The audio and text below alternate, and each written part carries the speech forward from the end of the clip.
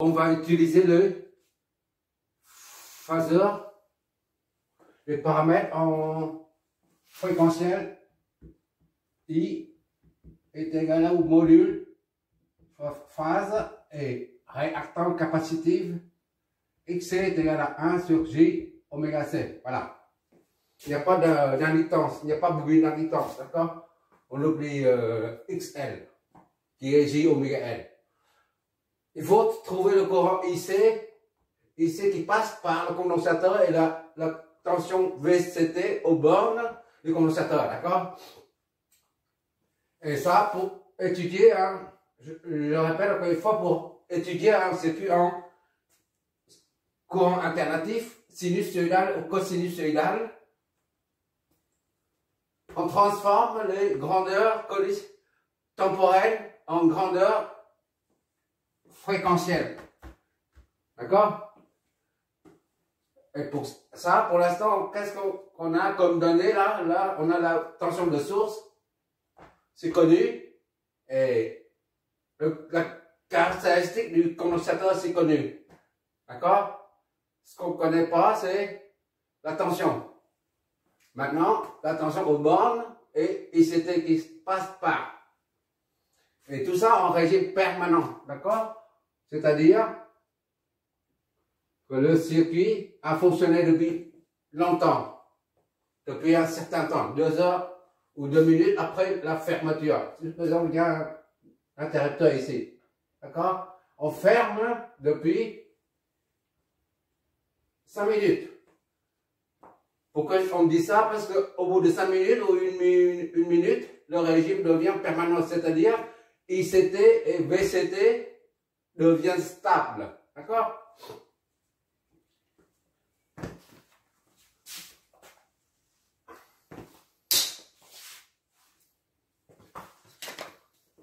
Bon, on y va. On va mettre tous les paramètres temporels. On va transformer tout ce qu'on connaît dans le domaine temporel en ce du domaine fréquentiel. Ici, on a la tension de source et la capacité du condensateur. Là, on transfère tout de suite. VST, là, est égal à 6 cosinus de 100t moins 30 degrés. On transforme ça en phaseur, c'est-à-dire V, S est égal à l'amplitude 6, ça reste constante tout le temps, donc on ne tient pas compte, mais la phase moins 30 degrés. Tout ça c'est en volts, d'accord? Premièrement.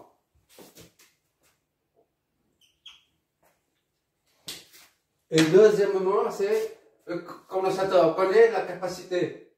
Or, on doit transformer ça en domaine fréquentiel, c'est-à-dire XC est égal à 1 sur J oméga C dans le domaine fréquentiel, d'accord? Donc, 1 sur J oméga C. J oméga c'est combien? C'est 100.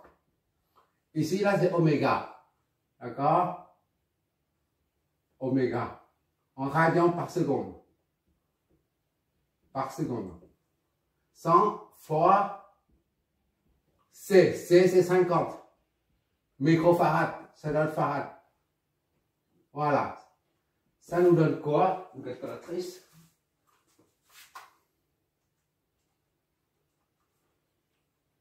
Un sur 100 fois 50 fois 10 puissance moins 6. Ça fait 200.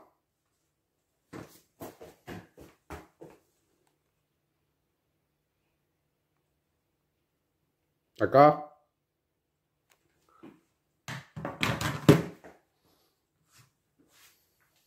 Ça fait 200 sur J. Or, le nombre complexe J, là, on a dit, c'est, on peut transformer ça en 1 fois 90. D'accord? Il faut que tu revoies les 3 premières vidéos. degrés. Et ça, là, c'est comme si 0, 200 fois 1, 0 degrés. Sur 1, 90 degrés. Pourquoi j'ai mis ça? Ici, J, c'est ici. Là, c'est J. D'accord? C'est J. D'ici, il y a là 90 degrés. Tu vas t'habituer à force de faire des exemples comme ça. Et là, il n'y a pas de partie réelle. Il n'y a que la partie imaginaire. D'accord? Tandis que là, il n'y a pas de partie imaginaire. Mais il n'y a que la partie réelle. C'est 200. Ici, c'est 200 à longueur. D'accord? Et l'angle, il n'y a pas de J. S'il y a un J, c'est 90. Il n'y a pas de J. D'accord? Il n'y a pas de J là. J, c'est nul. Donc, il n'y a pas d'angle. L'angle est nul. C'est le réel ici. D'accord? Ça, c'est 200. 1 fois 0. Voilà. D'accord? Donc, j'efface. C'est pour un rappel seulement. Il faut que si tu as du mal à suivre, il faut que tu revois les nombres complexes. D'accord? Surtout la formule de l'air. J phi est égal à cosinus phi plus J sinus phi. Voilà. Quand il n'y a pas ça, c'est que il y a la partie imaginaire. Et quand il n'y a pas ça, c'est qu'il n'y a que la partie réelle. D'accord? Là, en dessous, il n'y a que la partie imaginaire. Et en haut, parce qu'il n'y a que J. En haut, il n'y a pas de J. En haut, il n'y a que la partie réelle. C'est-à-dire, il n'y a pas ça. D'accord? C'est comme tu fais J 90 degrés. Pourquoi ça est égal à J? Tu vas voir le truc. Cosinus de phi. Je reprends. J phi est égal à cosinus de phi plus J sinus de phi. D'accord? Maintenant, supposons que phi est égal à 90. Avec phi est égal à 90, ça donne EJ 90 est égal à cosinus 90 degrés. D'accord? Plus J sinus 90 degrés. Voilà, comme ça sera clair. EJ 90 et donc cosinus de 90, c'est là, c'est nul. 90 ici. Projection de 90 ici là, c'est un point, c'est nul. Il n'y a pas de réel là. Cosinus de 90 c'est 0. D'accord? Et sinus de 90 c'est combien? C'est 1. C'est l'unité. Sinus, la cosinus. D'accord? La projection de ce vecteur sur cet axe, c'est 1. C'est la raison pour laquelle on a est égal à J. D'accord? J là. J est égal à 1 sur ça. Or, on a dit J phi, c'est quoi? C'est phi. D'accord? Bon, on a fait ça.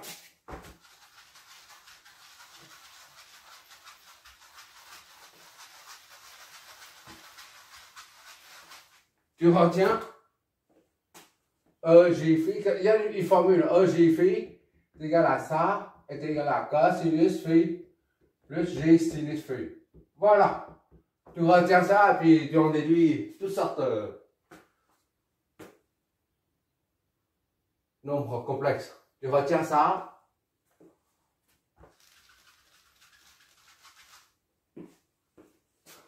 Voilà, ça explique pourquoi J est égal à ça. J'ai transformé le nombre complexe en phaseur là.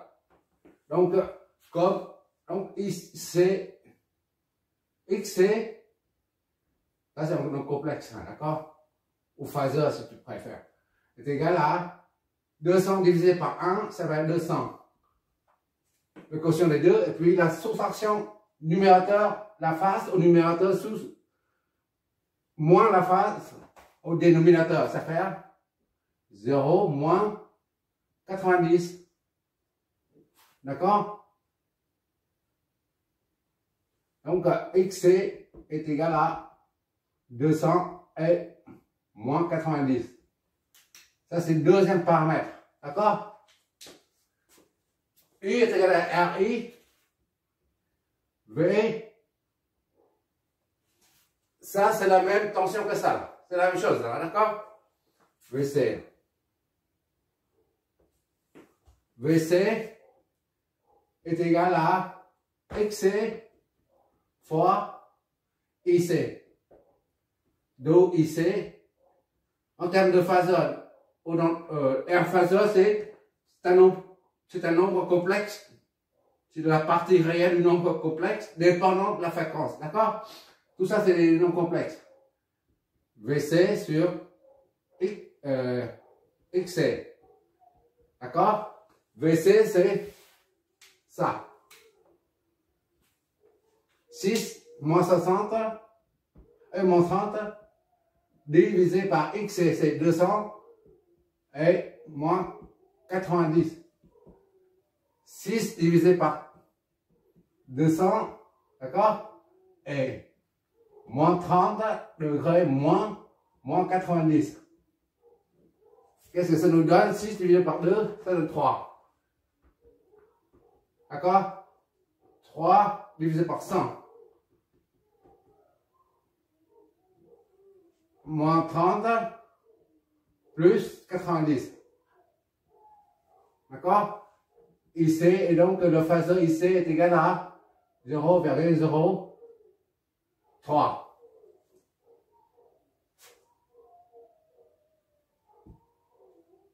Et 70. Ça c'est 60, d'accord? Moins ça, plus ça, ça donne 60. C'est pas 70. Voilà, il y a quelque chose qui ne va pas.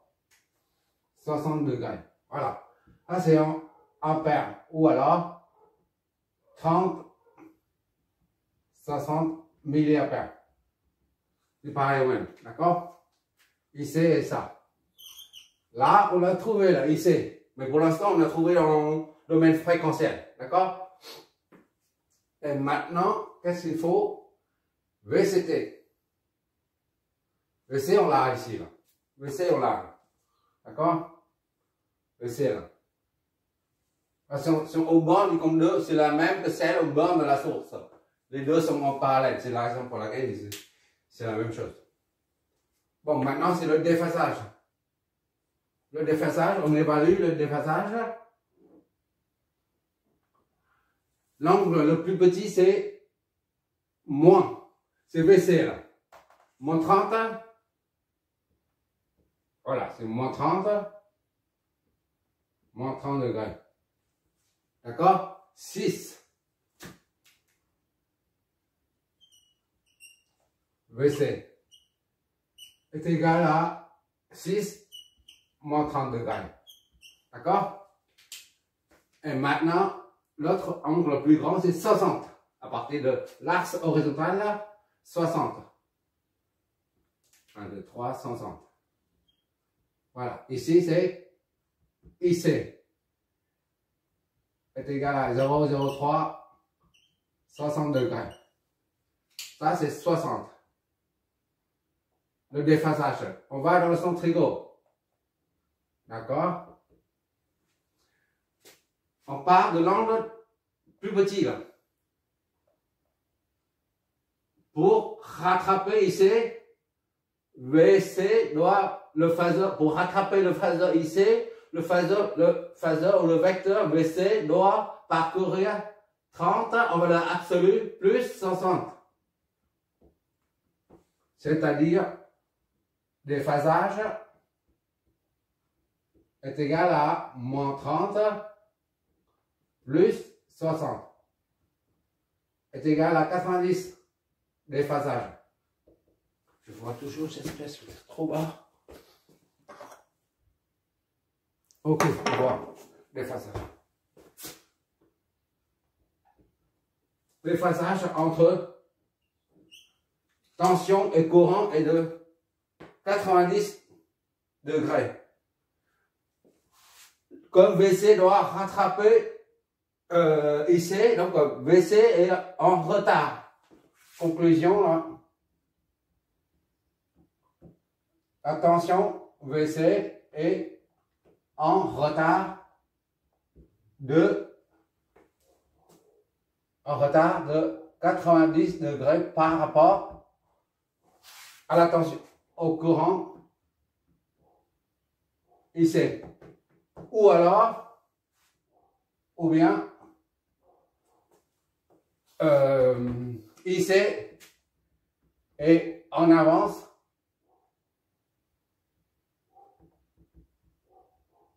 de 90 degrés par rapport à VC. D'accord? Bon, maintenant pour pouvoir tracer ça, ce sont dans le domaine fréquentiel, d'accord? Mais pour voir réellement ce qui se passe, il faut ramener ces deux quantités du domaine fréquentiel au domaine temporel, d'accord? Comme on l'a au début, là, dans l'énoncé. Conversion.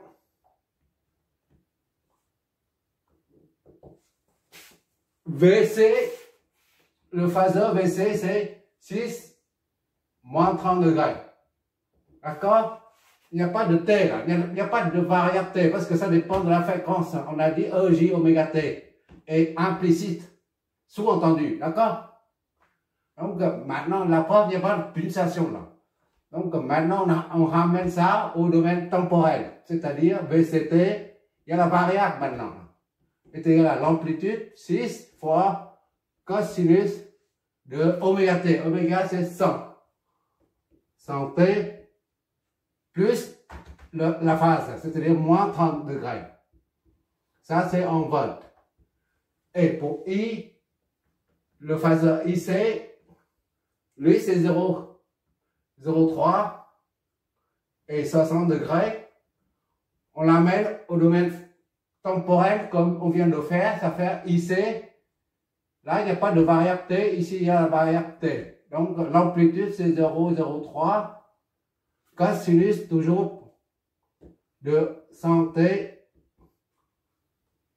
plus la phase. Ici c'est 60 degrés. Voilà, ça c'est en ampères.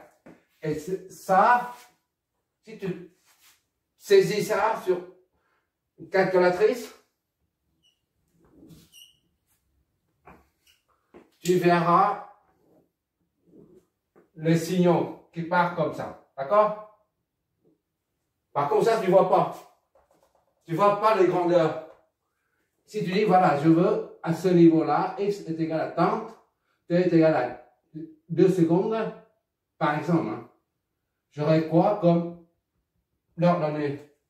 C'est ça qui nous permet de visualiser. Tandis que ça, ce sont les grandeurs, on dit diagramme phasoriel, je crois. Au diagramme de Fresnel. Fresnel, voilà. C'est un autre monsieur. Là, tu vois, tu ne peux pas évaluer à chaque point. Là, tu peux.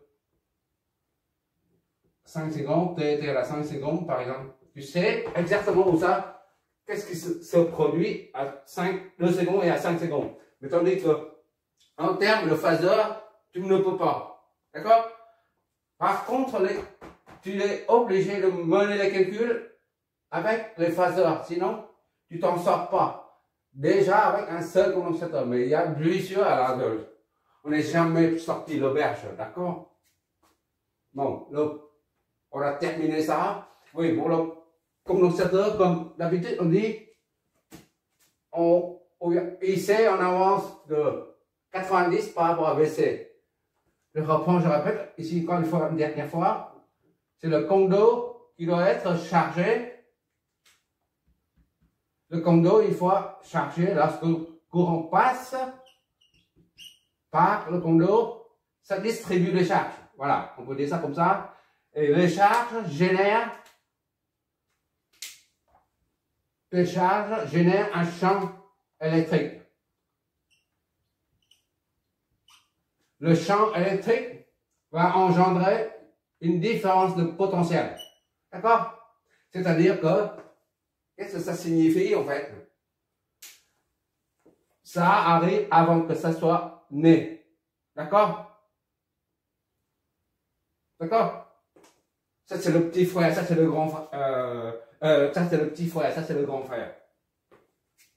Merci d'avoir regardé, tu vérifieras le résultat, tout ce qu'on a dessiné ici, avec le résultat de simulation. D'accord?